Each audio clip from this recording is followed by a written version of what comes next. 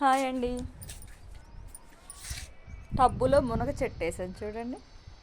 ఒక ఇత్తనం పెట్టా, అది నా ఎత్తున అయింది. ఇదంతా చేద్దాం. మొత్తం ఇలా మట్టి అంతా గెలికితే మంచిగా నీళ్ళు పీల్చుకుంటుంది. నేను యూట్యూబ్లో చూసి ఒక తప్పు చేశానండి. టబ్బులకి బకెట్లకి మొత్తం ఎక్కువ బెజ్జాలు పెట్టాను, అందుకని వాటర్ పోస్తే కొంచెం తొందరగా కిందికి వెళ్ళిపోతున్నాయి. అలా మీరు ఎవరు చేయబాకండి.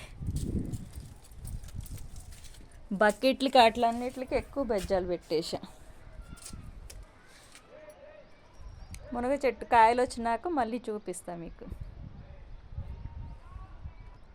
మనం బిల్డింగ్ పైన పెట్టాం కాబట్టి కొన్ని నీళ్ళు ఒక డబ్బా జారిపోస్తాయి.